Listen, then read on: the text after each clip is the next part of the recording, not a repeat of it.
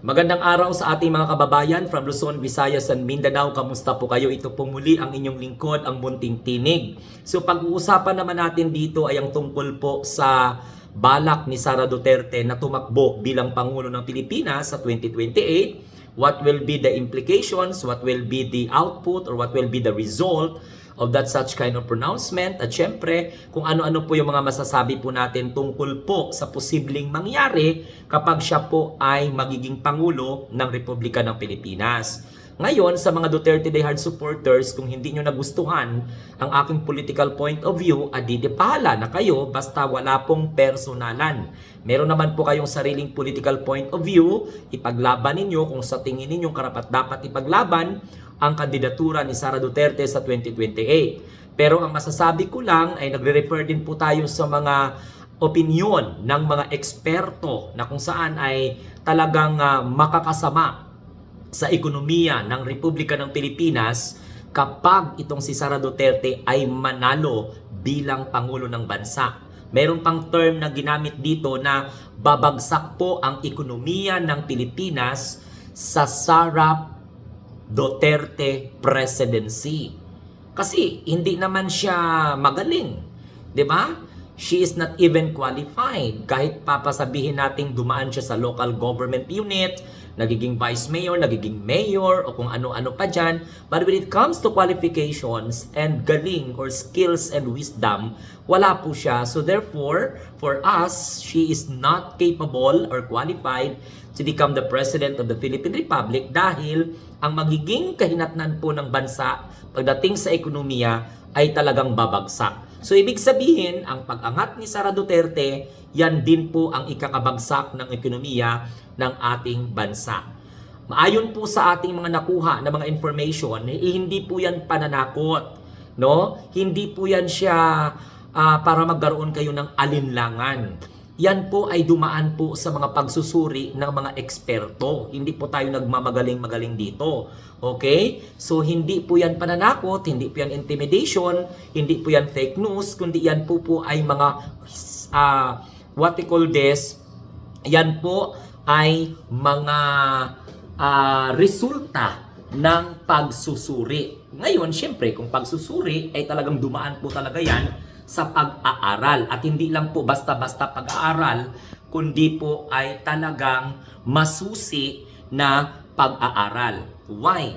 Kapag titingnan mo ang pattern ng governance, kasi syempre dapat alam nyo yan, di ba?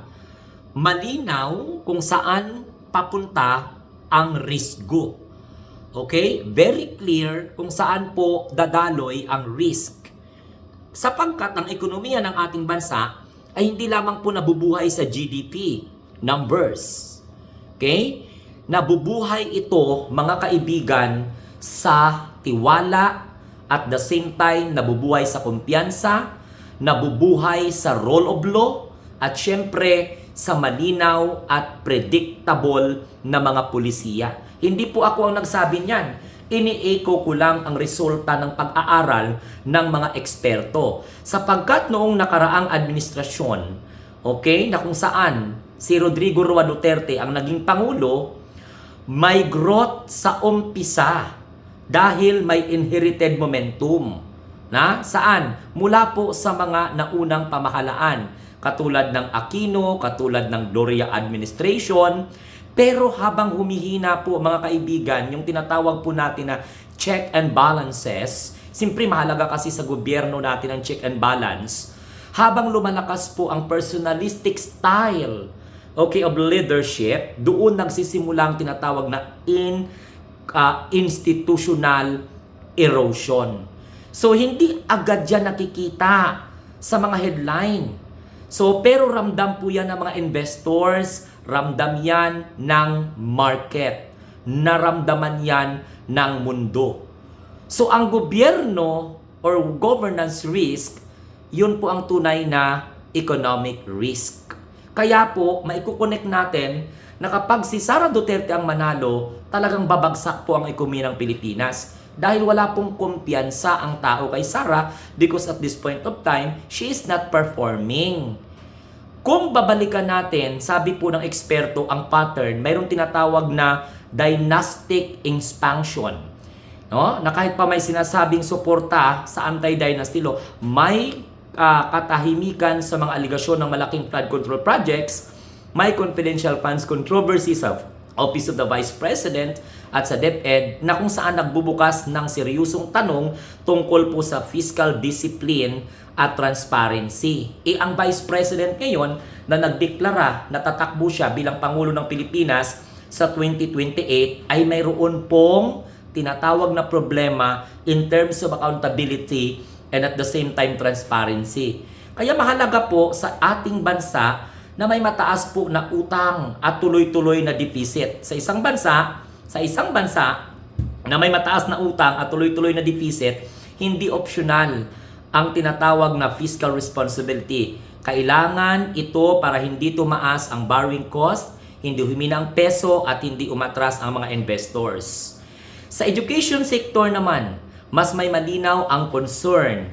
So pumasok ang bansa sa panahong tinatawag na may severe learning crisis. Yun ang hindi nagampanan ni Sara Duterte when she became Department of Education Secretary.